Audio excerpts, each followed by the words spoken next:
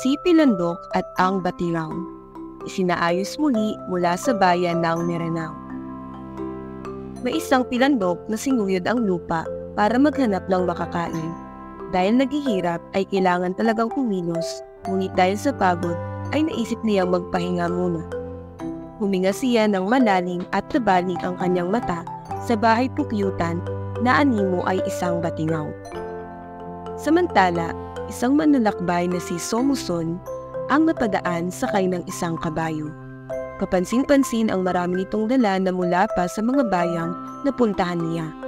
Kabilang sa mga dala niya ang mga diamante, ginto at mamahaling mga bagay. Napansin ni Somuson sa alongan si Pilandok na nasa ilalim ng puno. Winika niya, "Bakit ka nandyan sa ilalim ng punong yan?" Ako ay naatasan ng sultan na bantayan ang napakahalaga at mamahaling gamit niya at nakataya ang buhay ko pa rito." Mabilis na sabi ni Pilandok na nabuhayan ng loob sa tanong ng manlalakbay. "Nakataya ang buhay mo?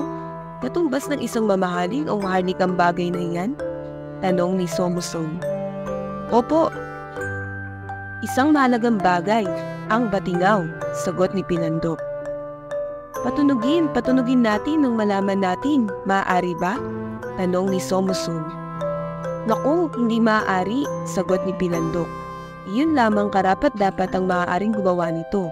Ang mga kamag-anak lamang ng sultan ang maaaring magpatunog ng batingaw na ito." Natigilan si Somuson sa sagot ni Pilandok. Lalo lamang itong nagtaka at naakit na patunugin ang inaakala niyang batingaw upang mapakinggan ang itinatagong tunog nito. "Ngunit ako ay karapat-dapat, isang maharlika na anak ng sultan ng agama ng niyog." Ang pagpipili ni Somuson kay Pilandok. "Nakikita mo ba ang mga dala ko? Ito ang katunayan ng pagiging maharlika ko.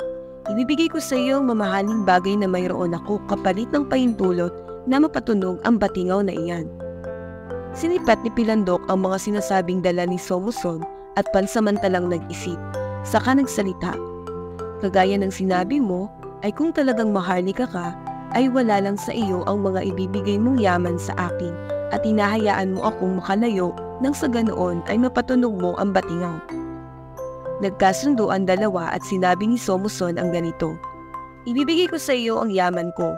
Nang may abot niya kay Pilandok ang yaman, ay agad namang tumakbo si Pilandok papalayo. Samantala, gamit ang matulis na bagay ay buong lakas na pinalo ni Somuson ang inakalang batingaw na isa palang bahay pukyutan. Naglabasan mula sa inakalang batingaw ang galit na pukyutan na sumugod kay Somuson hanggang sa ito ay matumba.